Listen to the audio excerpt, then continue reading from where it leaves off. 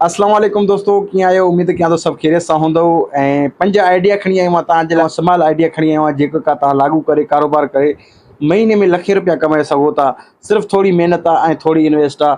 Follow ज़रूरु कयो, अॼु जो वीडियो ज़रूरु ॾिसो ऐं ही 5 आइडियनि मां फ़ाइदो वठो। ऐं ही उहे आइडिया जेके तव्हां पंहिंजे शहर में घर में रही करे पंहिंजे ॻोठ में ऐं पंहिंजे शहर जे लाइ पंहिंजनि इलाइक़नि में दोस्तों पहिरियों जेको आइडियो आहे उहो आहे मोबाइल शॉप जो, जंहिंमें तव्हां केसिंगियूं, चार्जर, ईज़ी लोड ऐं जेज़ कैश ऐं इहे शयूं रखी लखे रुपया महीनो कमाए सघो था। तक़रीबन 2 खां 3 हज़ार रुपया इन में रोज़ जी बचत हूंदी आहे।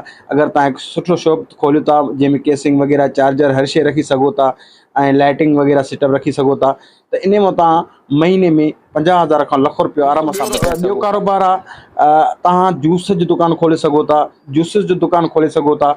अगरि तव्हां पंहिंजे ॻोठ में, शहर में या किथे इर्द गिर्द आहियो त उते हिकिड़ो जूस शॉप खोले सघो था, जिते तव्हां हिकु ॿ कारीगर रखी महीने में 50,000 खां लखो रुपयो आराम सां बचाए सघो था।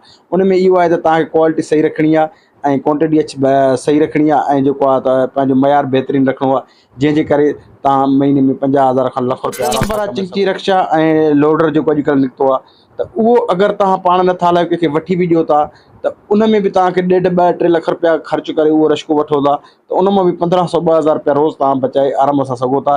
ऐं जेको आहे त तव्हां तक़रीबन उन मां पूरो ख़र्च बि कढी सघो था, छो जो रश्को हर ॻोठ जी ज़रूरत आहे, हर शहर जी ज़रूरत आहे। होटल दोस्तों, असांजे ॻोठनि ऐं शहरनि में जाते ताते होटलुनि जो रवाज़ु घणो आहे ऐं इहो असां ॿिया अॼुकल्ह पठान ऐं ॿिया माण्हू कारोबार असांजे इलाइक़े में घणो था करनि। इहो कारोबार अगरि असां पाण कयूं त इन मां बि असां लखे रुपया कमाए सघूं था। ऐं तव्हां पंहिंजे ॻोठ में या पंहिंजे शहर में या कंहिं हाईवे ते कहिड़ी बि जाइ ते तव्हां होटल खोलियो ऐं सुठी चांहि वग़ैरह जो बंदोबस्तु कयो ऐं सुठे तरीक़े क्वालिटी बहितर रखो, त उन कम मां बि तव्हां 50,000 खां लखो रुपया आराम सां कमाए सघो था। ऐं तव्हांजो कमु आहे पेंचर गॾणु, पेंचरनि जो दुकानु।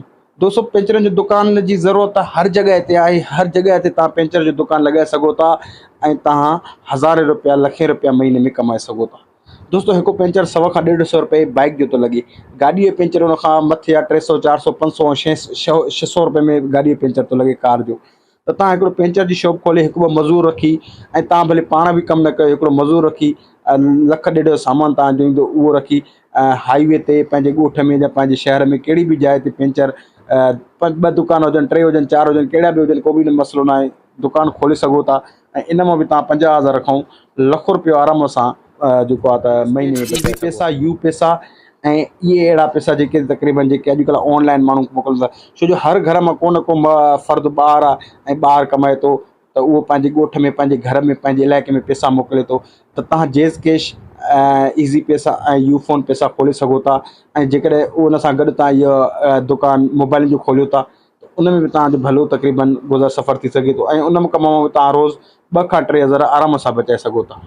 त दोस्तों, इहे 5 आइडिया हुया ज़बरदस्त, जेके तव्हां लागू करे महीने में लखे रुपया घर वेठे कमाए सघो था। भले तव्हां पाण कमु न कयो, सिर्फ़ु तव्हांखे 1-2 मज़ूर रखिणो आहे, कमु उहो कंदा, तव्हां पंहिंजो अछो कपिड़ो पाए वेठा हुजो ऐं 1.5-2 लख ख़र्च करे इन्वेस्ट करे, अॼुकल्ह 1.5-2 लख माण्हू उहे पटे सटे करे थो वञे कीअं बि करे ऐं पंहिंजो कारोबार खोलियो। काॾे निकिरण जी ज़रूरत न आहे, काॾे कंहिं शहर वञण जी ज़रूरत आहे, पंहिंजे घर में पंहिंजे बचनि सां गॾु रहो ऐं पंहिंजो कारोबार कयो। ऐं इन खां अलावा हिकिड़ो मां ॿियो बि व्लॉग ठाहींदुमि, जेकॾहिं तव्हां पंहिंजे ॻोठ खां, पंहिंजे शहर खां ॿाहिरि ॿिए शहर या ॿिए मुल्क वञणु चाहियो था, त 5-10 आइडिया उहे बि खणी ईंदुमि, जेके तव्हां सां नेक्स्ट व्लॉग में मां तव्हां सां गॾु शेयर कंदुसि। ऐं मुंहिंजी कोशिशि इहा हूंदी त हिन चैनल जे ज़रिए तव्हांखे आगाही ॾींदो रहां ऐं आइडियाज़ ॾींदो रहां, त जंहिंमें तव्हांजी बि भलाई थी सघे, असांजी भलाई थी सघे।